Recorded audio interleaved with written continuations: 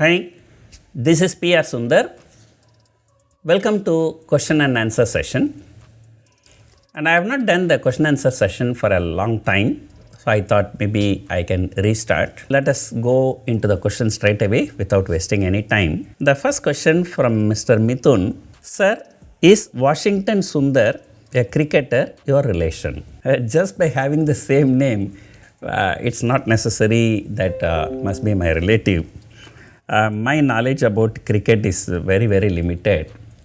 And if people ask me, sir, what is the position? I will say 3 wicket for all out. So that's my knowledge in cricket. So whether it is of Washington Sundar or Sundar Pichai or PR Sundar, they are all very beautiful people. And other than that, there are no connections with each other. The next question, Mr. Mathur Raut. If you are an investor, how much you are invested now in percentage terms, and if you are a trader, how much, and what is your goal in life? Now let me tell you, somebody asked me, sir, sometimes you use the word ultra HNI client. So what is the definition of ultra HNI client? I just simply told him, if you really don't know how much money you have, then you are an ultra HNI client. So the same way, how much money is there in stock market?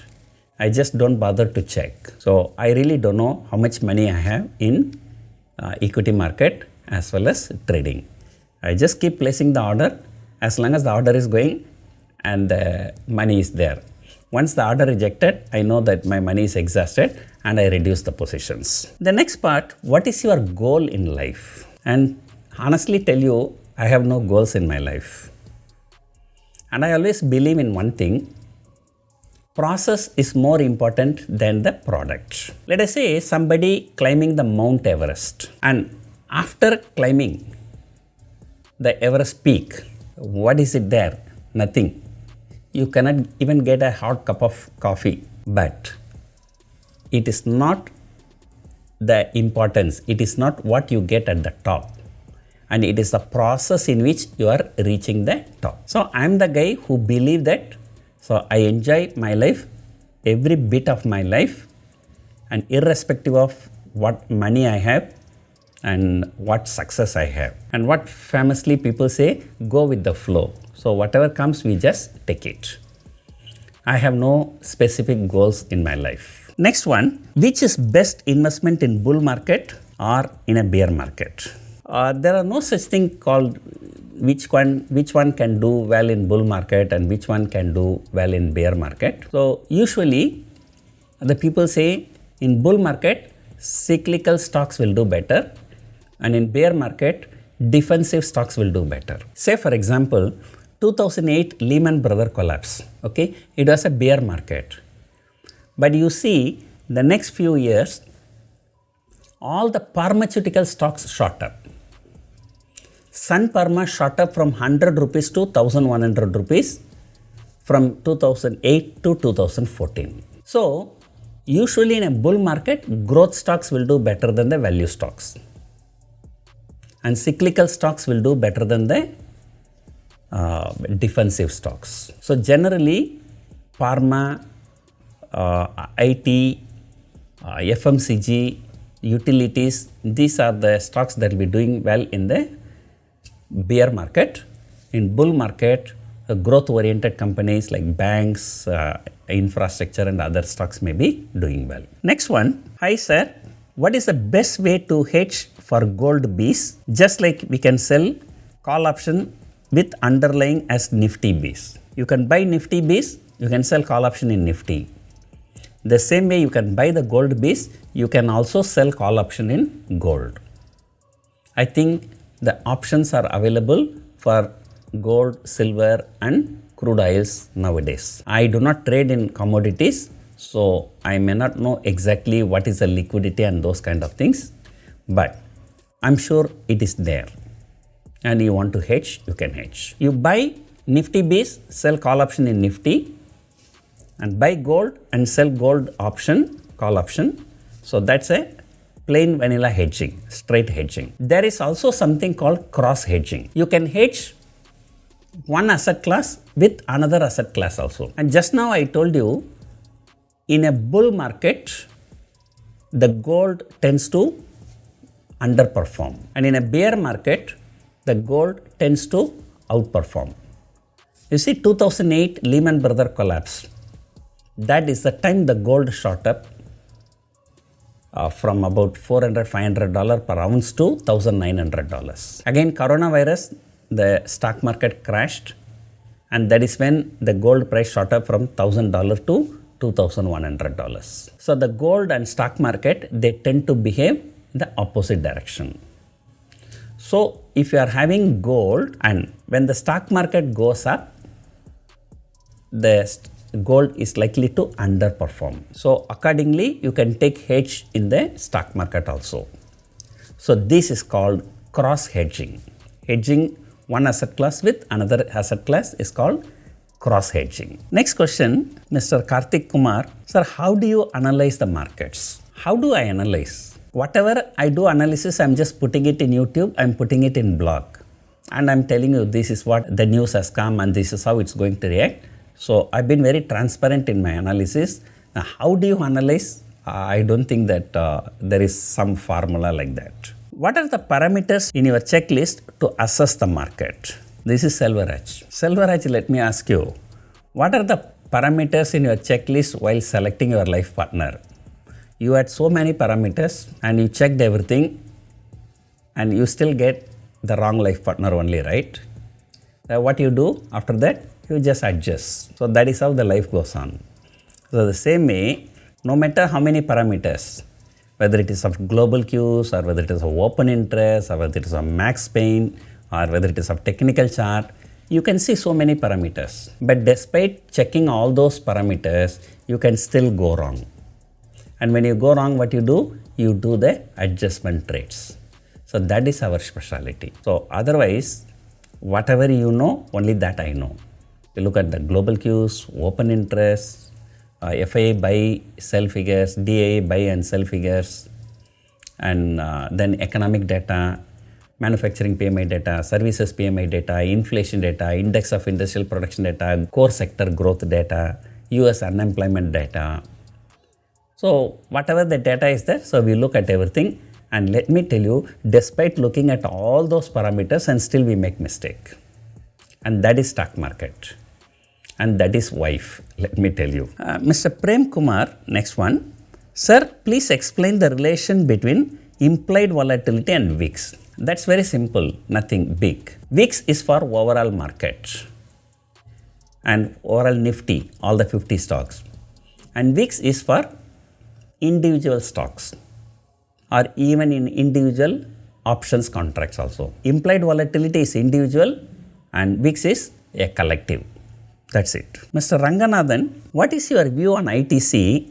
It can shot up to 1,000 rupees or 1,500 rupees within 2 to 3 years. Tell me your view. Why should we bother whether it goes to 1,000 rupees or 1,500 rupees? Why if it goes to 3,000, are we going to say no? That is not the way you handle the stock market.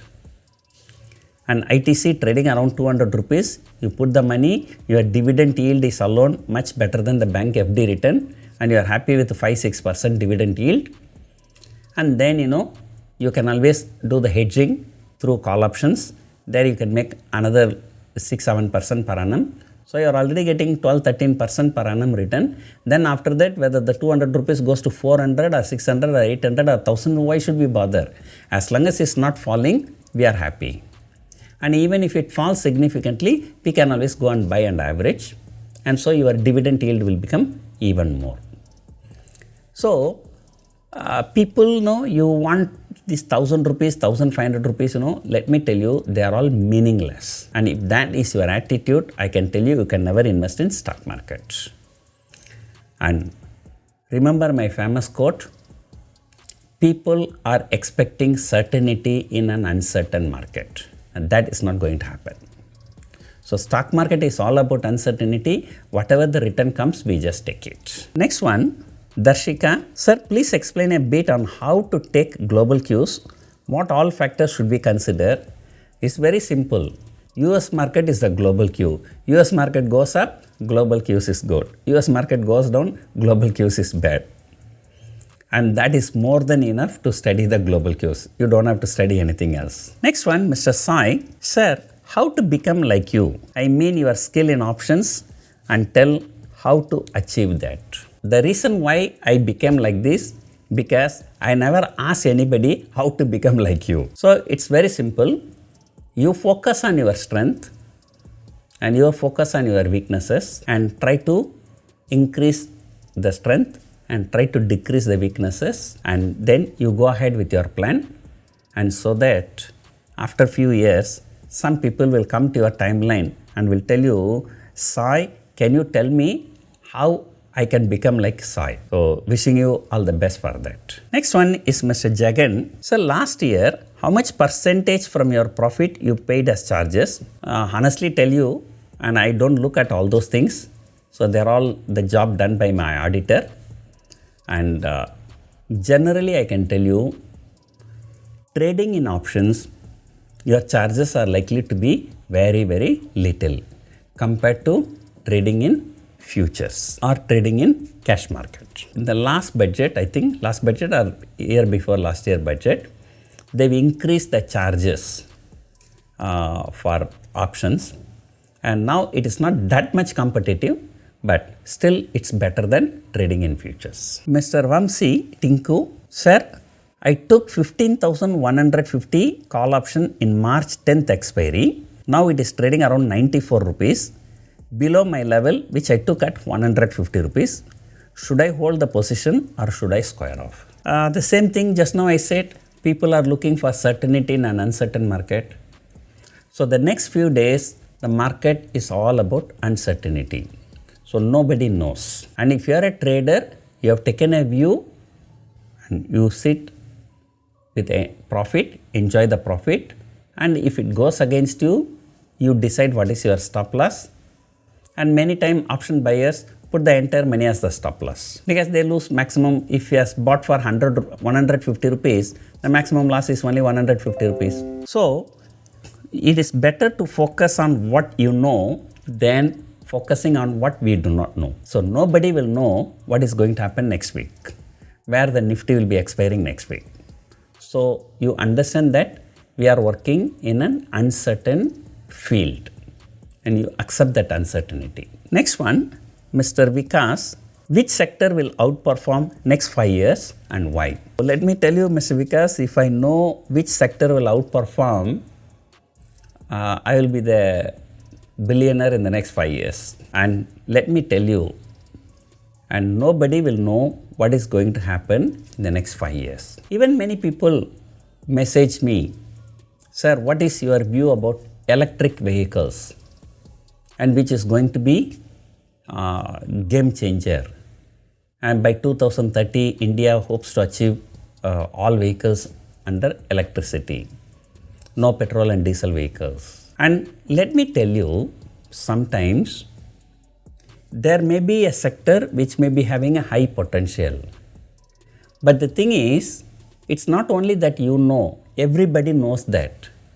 And accordingly, the pricing will also be very, very, very high. And then at that such a high level you enter, the probability of making high profit is very, very low. So I do agree, certain sectors like EVs have the good potential, but the asking price will be even more good. So that is why in stock market, so there is a saying, it is better to buy a bad business at a good price than buying a good business at a bad price. So what sector will go up? That is not the question. At what valuation you are buying those sectors? That is a more important question.